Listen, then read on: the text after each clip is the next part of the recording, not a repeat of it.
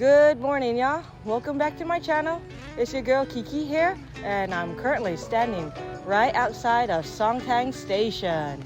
So this video was requested by my military friends who are currently stationed here in Osan. They've explained to me the difficulties and the confusions they've encountered when they first arrived to Korea, from getting on the wrong train to getting lost to just not knowing what to do.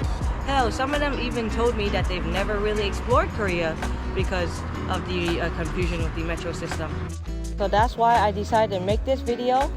I want this to be a reference guide for all the new folks who will be PCSing in to Osan Air Base. So if you're about to PCS in or already in country but have not yet quite figured out how to use the metro system yet, then this video is for you. Even if you're just visiting Korea, this guide should still help you, as my goal is to explain the basics of how the metro system works. With that said, let's get to it. Come follow me as we travel Korea via the metro system. So before we start getting into all the intricacies of how to get around via the train, you need to know what a T-Money card is, where to get it, and how to recharge it. Basically, it's a rechargeable transportation card used to pay for public transportations around Korea. You can use it in the subways, the trains, buses, and taxis. You can actually buy the T-Money card in any convenience stores located in Korea. You can go to 7-Eleven, GS25, E-Mart. You can even buy them at the train station. You have the option to get the generic cards for 3,000 to 4,000 won, or choose to get the special limited edition theme card such as this holiday Pokemon card for an additional cost. So you can charge your T-Money card in any convenience store such as this Storyway at the station or these ticket machines on either side of the barrier. Using the ticketing machine may seem daunting at first, but you can actually change the language to English, and from there it's pretty easy. You'll choose the button for reload your card, then you'll place your T-Money card right down here in this slot. Leave it there for the machine to read, and this will pop up. It will show you your balance, and as you can see, I have 12,000 won. And from here you have all these buttons that you can choose from how much you want to load. I generally don't go that high, more than 10 to 15,000, so I'm probably not going to load anything. But just to show you, I'm going to click 10,000 won. This is the next page, and right now if you load 10,000 won, it'll show you what the next balance is. You'll insert the bills right here. Now the machine will take it, and then the next page will be it's loading. You will leave the card there to sit, and when it's done, you can pick up your card. Don't forget to take your card. And you're done. You can also reload your card at any convenience store such as this 7-Eleven located right outside the walk-in gate. All you gotta do is walk up to the cashier, place down your T-Money card down on the ATM machine reader, let them know how much you want to load. For some reason they do not take credit cards, so make sure you bring cash, or in this case won, with you. And just like the kiosk machine over at the station, they can reload it for you, and they can also tell you your balance. So when it's ready, they'll tell you when to pick up the card, and just like that, it's super simple. So for some reason Google Maps does not work properly here in Korea. To get around this, there are two primary navigation apps to use while you're in country. They are Naver Map and Kakao Map. There is also Kakao Metro, but it only focuses on the subway routes. Today, however, I'll only be covering Naver Maps, as that is the one I am most familiar with and primarily use during my time here. Let's do today's video for Myeongdong. This is generally one of the most popular tourist attractions that most folks will eventually end up going to for one of their first few trips out to Seoul. As you can see, this is a pretty standard navigation app. You have the option to filter between bus or subway routes, or even search for all routes. You can also change your departure time, and that way you can see what are your future options and plan accordingly. So from this point, I generally pick the first or the best route that the app recommends to me. However, after being here for a year, I have found this to be my favorite route, and I'll explain why. This route allows me to ride on the first train for a longer duration of 29 stops instead of 13 stops before having to transfer trains like in the first option. This way I can take a short nap before starting my day of exploring Seoul. Now this is just my personal preference. The other route will get you to Myeongdong all the same. The easiest explanation on how to get to the station will be to start our directions from the walk-in gate. This is because this is one of the first landmarks most folks learn after arriving to Osan. So starting out from the walk-in gate, you'll cross the street and take an immediate right down this road, and you'll follow this road until you get to this alleyway. So from this point you can go straight or go down this alleyway, but if you go straight it just kind of loops towards the end of this alleyway anyway, so I'm just gonna take us down this road. At the end of the alley we'll just make an immediate left and continue down straight until we hit this point where we see the bridge. When you see this green bridge, do not go up it but go parallel to it to the side. Watch out for cars because this is a busy road right here. So what you want to do is walk parallel to the bridge. You'll kind of walk for a little bit until you get underneath the bridge, until you see the crosswalk.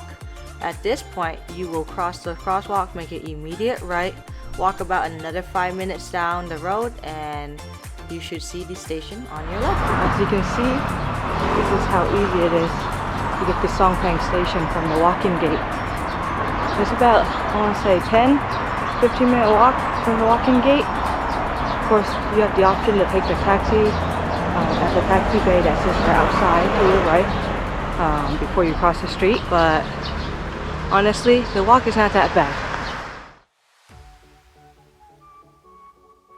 Now that you have arrived at Songtang station, you're this much closer to getting on the train and exploring Korea. After getting past the barrier, you will probably encounter this. Which way do you go? This is when you'll pull out Naver Map and expand the list to see if any of the upcoming stops listed correlates with the station listed on the signs in front of you. Worst case scenario, you just go down one side of the stairwell and take a look at your app again. So how do you know if you went down the right side of the train? You can check if you're on the right side of the platform by taking a look on the display sign in front of you and confirm with your navigation app. How you read this is quite simple. The middle station is the one you're currently located at, and notice the direction of the arrow. That's the direction the train will be going and its next stop. So basically how you read this is the train will be coming from Jinri, coming towards Songtang station, and then the train from there, the next stop will be going towards Seo bound. So I just checked Naver's map. According to it, we have to go Jinri bound. So we are actually on the opposite side of the train tracks. So time to go back up the stairs and go to the opposite end of the platform. Time to pull out our phone again and double check, and it looks like this time we are on the correct platform. We are going Jinri bound now. Now you can relax a little bit knowing that you're on the correct side of the platform. But there's one more thing I want to bring up before we head off to Myeongdong. Notice this text right here. This is what I call the end destination route. It wants you to get on the train that's bound for Gwanwon University when going towards Myeongdong. This just means that this train's final stop is Gwanwon University, and while this doesn't mean much to you now, going up towards Seoul is very important for you when you return to Songtang. So sometimes in order to get to your final destination, you're required to transfer lines. This just means that you have to get off and switch to a different train. However, all the different signs can be confusing at first, so let me explain what the different signs mean. So how you read this is, if you need to transfer to line 4 or the light blue line, you need to go upstairs. So transfer lines are generally a circle in the lines assigned color and white numbering, while exits are yellow squares with black lettering. For this one, in order to get to the line 4 transfer line, you need to go around the staircase.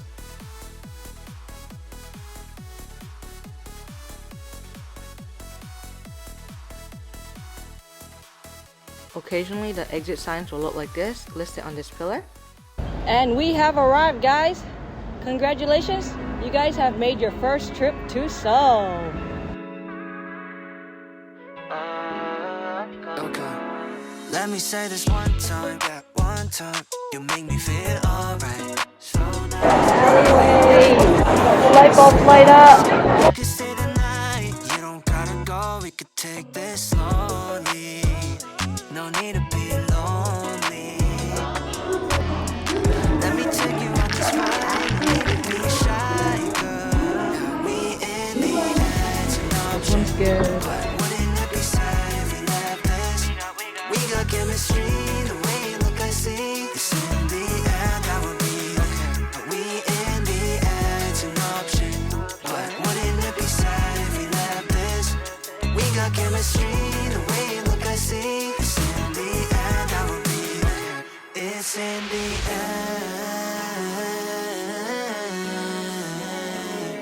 it's in the air.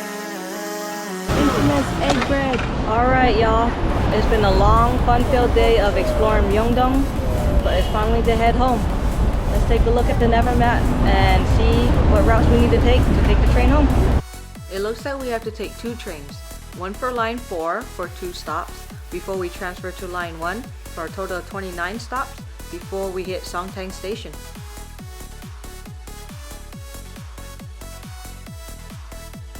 So you just spent all day out in Seoul and now it's time to go home? And you're a little nervous about riding the train? Don't worry, I got you. Now this is the tricky part. Remember when I was talking about that final destination train? Well, this is where it's important. Let's go around the corner and take a look at the metro map. So this is the map for the entire line 1 or the dark blue line. As you can see, this is where we're at Seoul Station right here, and Songtang is right around here. Getting to Seoul from Songtang is quite simple, as it is just a straight shot with a transfer or 2. However, when it comes to going back, there are some complications. You see, unlike the trip up to Seoul, the way back has 4 different train routes on line 1, which is the only line going back to Songtang. Those 4 different train routes are Incheon, Sedongtang, Shincheon, and Cheonan. So the Incheon train will take you to, you've guessed it, the airport. So unless you're trying to fly out the country, this isn't a train for you to get on. Pay very close attention to this display board, as they'll only display the incoming train for a brief moment. Ah, the Sedongtang train. This one leads you to a dead end. So this is the one train that all of my military friends have something to say about. And they aren't all very nice things. I swear they all have some kind of trauma in regards to this train. Can anyone say PTSD? If you accidentally got on this train, it adds another 30 minutes of travel time, as you would have to transfer 2 trains back. One to get you back 1 stop before the dead end, and then you transfer to a second train that'll get you back on track to Songtang. If you don't get off that first transfer train from Sedongtang, you'll suddenly find yourself going back towards Seoul. So the 2 lines you want to listen for and get on are Cheonan and Shincheon. Either one of these trains will work, as both of these trains have to pass Songtang Station in order to reach their end destination of Shincheon and Cheonan. So big foot stomp, you want to avoid the express versions of either one of these trains, as it will not stop in Songtang and will actually pass by a couple stops, adding about 10 to 15 minutes to your travel time, because you have to transfer trains back to Songtang. Well guys, it sounds like my train's about to arrive. I guess I'm heading home. I'll see you guys back in Songtang. Alright y'all, it's been a long day, but we finally made it back to Songtang Station. I had hoped to come back in time for sunset, but as you can see, it's kind of dark out there. So before I head out, let me just leave you guys with some final tips. Tip 1, leave early. Until you become comfortable with the metro system and how it works, give yourself more time to make mistakes. You do not want to be like these folks.